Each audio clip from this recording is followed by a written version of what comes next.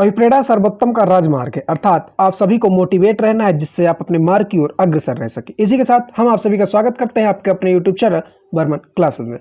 Friends, आज का जो हमारा टॉपिक है वह है क्रिया प्रसूत अनुबंधन का सिद्धांत यानी ऑपरेंट कंडीशनिंग थ्योरी। यह हमारी स्किनर महोदय की दी हुई थ्योरी है। फ्रेंड्स, यदि आपने अभी तक ऐसे सिद्धांतों को नहीं पढ़ा तो हमने सभी का लिंक आपको डिस्क्रिप्शन बॉक्स में दे रखा है, आप वहां से जाकर जरूर देख सकते हैं। फ्रेंड्स, ये जितने भी सिद्धांत है ये सीटेट यूपीटेट 2020 के लिए महत्वपूर्ण सिद्धांत है और यहाँ से प्रश्न बनते ही बनते हैं जो आपको सीधे तौर पर मदद करेंगे।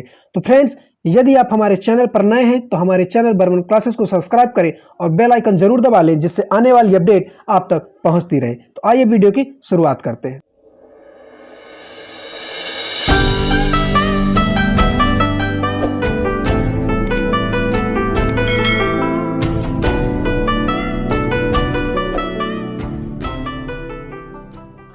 हम पढ़ेंगे क्रिया प्रसूत अनुबंधन का सिद्धांत यानी ऑपरेंट कंडीशनिंग थ्योरी। फ्रेंड्स, सबसे पहले तो आप यह समझें कि यह हमारे स्किनर महोदय के द्वारा दी गई थ्योरी है, यानी क्रिया प्रसूत अनुबंधन का जो सिद्धांत है यह हमारे बीएफ स्किनर महोदय ने दिया है। फ्रेंड्स, इनका नाम कहीं कहीं आपको बीएफ स्किनर मिलेगा और परीक्षाओं में जब आपसे पूछ लेगा कि इनका पूरा नाम क्या है तो आप इनका पूरा नाम लिखेंगे ब्यूरहेस फ्रेडरिक स्किनर, यानी जो इनका पूरा नाम है वह है ब्यूरहेस फ्रेडरिक स्किनर और यह अमेरिकी मनोवैज्ञानिक है। तो फ्रेंड्स, यह पॉइंट आप बिल्कुल इग्नोर ना करें, ध्यान देते हुए चले और वीडियो पर अंत तक जरूर बने रहें जिससे आप एक एक पॉइंट को समझ सके। फ्रेंड्स, और आगे देखते हैं, यह अमेरिकी मनोवैज्ञानिक थे। इन्होंने प्रयोग चूहे और कबूतर दोनों पर किया था, परंतु इस सिद्धांत में इन्होंने चूहे का प्रयोग किया, इसलिए चूहे पर प्रयोग करने की वजह से इस सिद्धांत को अनुक्रिया का सिद्धांत कहा जाता है, यानी चूहे के प्रयोग करने की वजह से इस सिद्धांत को हम क्रिया प्रसूत अनुबंधन का सिद्धांत कहते हैं। अब फ्रेंड्स, एक बात और ध्यान दें कि यह जो स्किनर आप जैसे भी हिंदी में लिखेंगे तो स्किनर लिखते ही आपने यह देखा कि ये जो पहला वर्ड है यह आर टाइप का बन जाता है। मतलब इस स्किनर हिंदी स्किनर शब्द से आपको आर टाइप का एक वर्ड मिलता है। तो आप इस आर से यह ध्यान देंगे कि आर से इन्हें आर टाइप थ्योरी के नाम से भी जाना जाता है।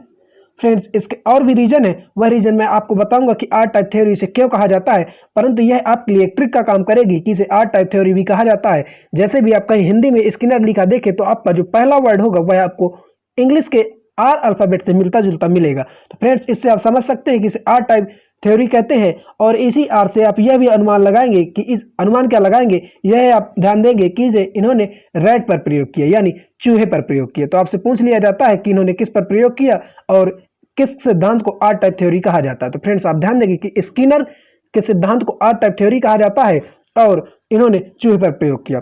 फ्रेंड्स, आगे देखेंगे, इन्होंने चूहे और कबूतर दोनों पर प्रयोग किया।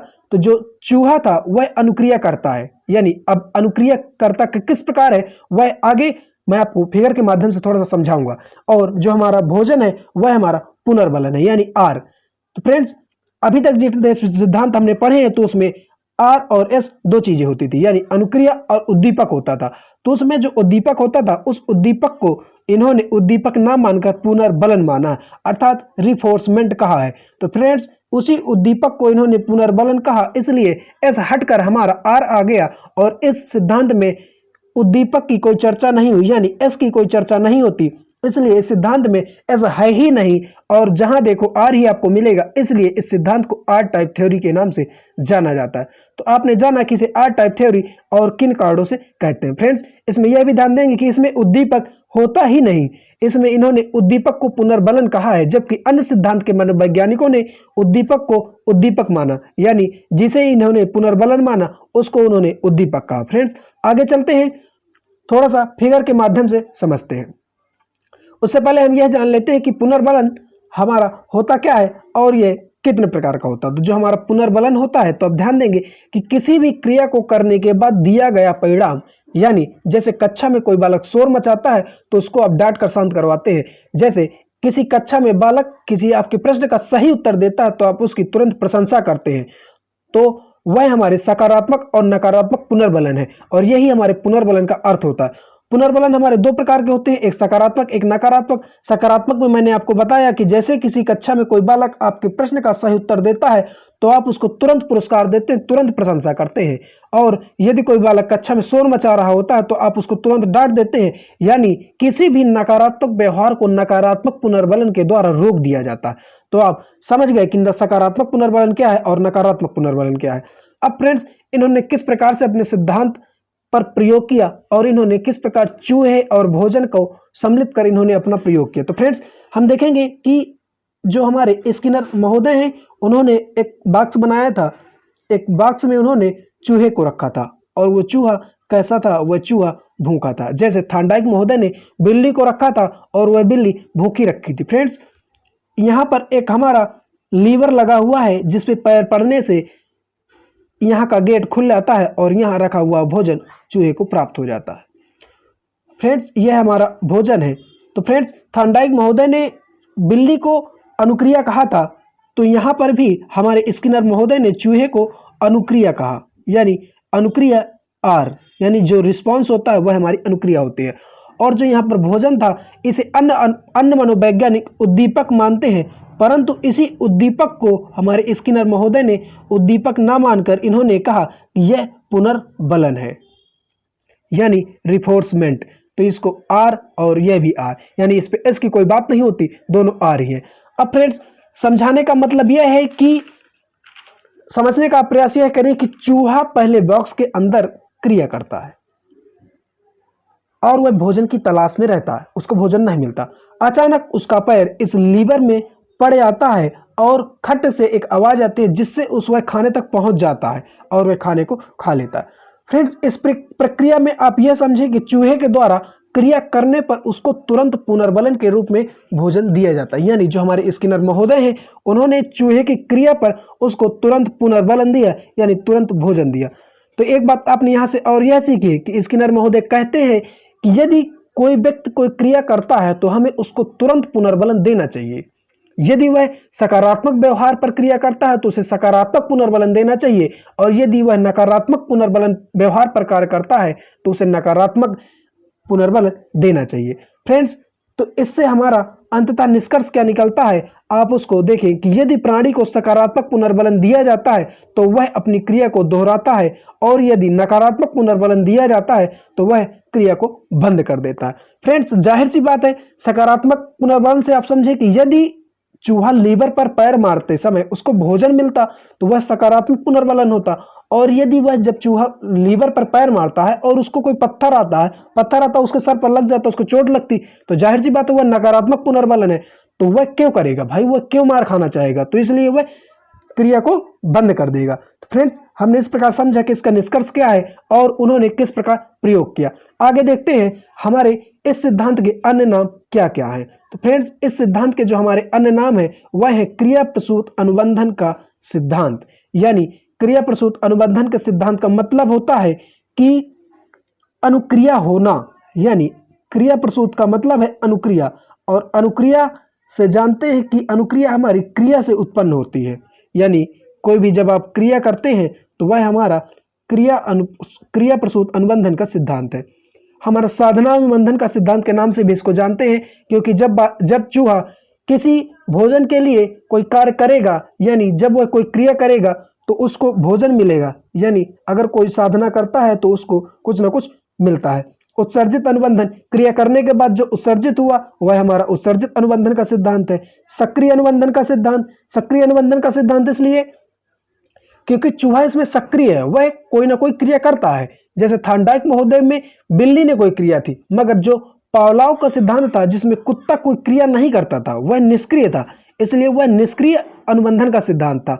और यहाँ पर हमारे स्किनर महोदय की चूहे ने कुछ ना कुछ क्रिया की है, इसलिए उसको सक्रिय अनुबंधन का सिद्धांत भी कहा जाता है। इसमें क्रिया होती है, इसे कार्यात्मक अनुबंधन का सिद्धांत कहते हैं, इसी को कार्यात्मक प्रतिबद्धता का सिद्धांत कहते हैं, और इसी को नैमित्तिकता का सिद्धांत भी कहा जाता है। फ्रेंड्स, इस प्रकार से आपने जाना कि इनके अन्य सिद्धांतों के क्या नाम है। आगे देखेंगे हम इस पे कुछ महत्वपूर्ण बिंदु है कि अनुक्रमित अनुदेशन का जन्म होता है। फ्रेंड्स, अब अनुक्रमित क्या होती है, यानी जो पूर्व ज्ञान होता है, पूर्व ज्ञान से नए ज्ञान को जोड़ना, वह हमारी अनुक्रमित अनुदेशन होता है। तो इस सिद्धांत में हमारे अनुक्रमित अनुदेशन का भी जन्म होता है। प्राणी को सही, फ्रेंड्स यहाँ पर अनुप्रिया लिख गया है, यहाँ पर हमने लिखने का अनुक्रिया किया था, तो आप इसको अनुक्रिया समझे, अनुप्रिया ना समझ ले। अनुप्रिया समझेंगे तो बहुत गड़बड़ हो जाएगी। प्राणी को सही अनुक्रिया करने पर उसे तुरंत पुनर्बलन दिया जाना चाहिए। फ्रेंड्स अब यह भी जानते हैं कि यदि सकारात्मक पुनर्बलन मिलता है तो वह उस कार्य को, क्रिया को दोहराता है, और यदि नकारात्मक पुनर्बलन मिलता है तो वह क्रिया में कमी आ जाती है, यानी वह क्रिया को नहीं करना चाहता। तो फ्रेंड्स इस प्रकार से आपने उसके महत्वपूर्ण बिंदुओं को जाना। अब हम देखेंगे कक्षा शिक्षण में इसकी क्या उपयोगिता है और किस प्रकार इसका उपयोग हमें करना चाहिए।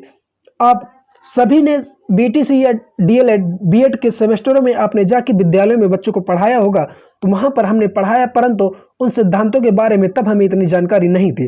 परंतु अब हम इस सिद्धांतों को पढ़ेंगे तो हमें जानकारी मिलती है कि हम किस रीजन से, किस कारण से, किस सिद्धांत के तहत वह कार्य कर रहे थे। तो फ्रेंड्स यहाँ पर समझेंगे कि कक्षा शिक्षण में क्या इसकी उपयोगिता है, किस प्रकार इसका प्रयोग कर सकते हैं। तो फ्रेंड्स इसका प्रयोग बालकों के शब्द भंडार में वृद्धि के लिए किया जाता है, यानी बालक को जितना अधिक शब्द हमें याद करवाना है, हम उसको तुरंत शाबाशी देंगे तो वह उतना ज्यादा उस कार्य को सक्रिय रूप से करेगा।